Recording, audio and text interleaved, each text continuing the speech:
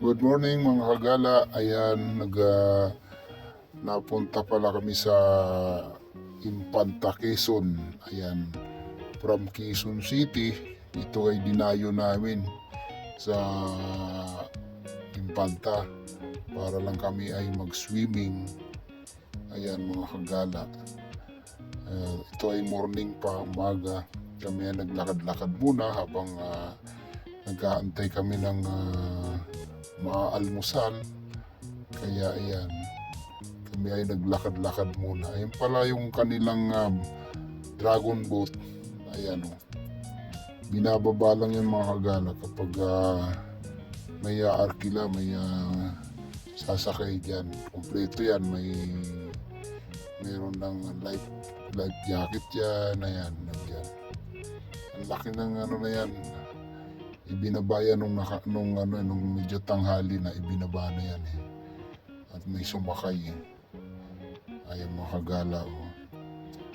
Maluwag yung kanilang area dito.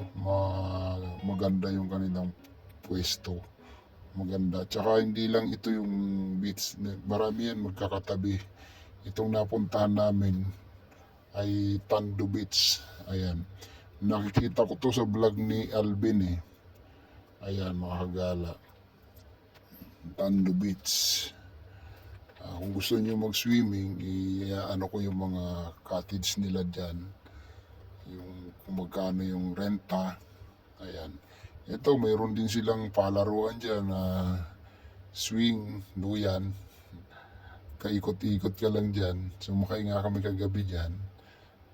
Tapos yung anak ko sumakay din dyan kagabi. Ayan. Tapos yung mga kubo na yan, 1,000 yan per arkila. Pwede rin kung may tent kayo, pwede rin. Marami nagtitent dyan. Ito mga kagala, 1,000 ang arkila dyan. Ayan, 1,000 ang arkila nila dyan. Tinanong ko yan kasi dyan sa kanila eh. Bago ko, tinanong ko muna yan. Kung magkano ang arkila dito. Ayan naman, 2,500. Yung malaki na yan kasi mayroong sa taas malaki yan, 2,500 ang ano yan. Tsaka kagabi makita ko maraming nakatent dyan eh. Ayan, nagdati nga yung mga nakatricycle. Ayan, mga kagala. Marami nagsiswimming eh. Ayan, mga Pilipino masaya pag nagkakatipon-tipon. Nagkakasayahan pag puro kantahan. Ayan. Ayan mga kagala. Ang kagandahan dito, kung wala kang dalang gamit, mayroon sila. Pwede kang manghiram dyan mga kagala ng gamit nila, kalan, kawali.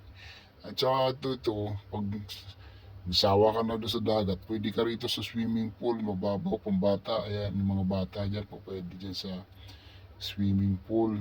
Ayan mga kagala oh. Ayan.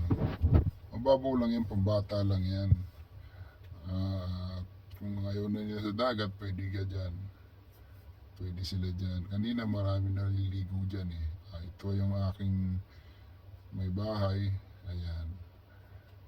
Ito nga pala yung aming room na narentahan dito sa Tando Beach. Ito ay 2,000. 22 hours. Ito ay aircon na. Ayan o. Aircon na.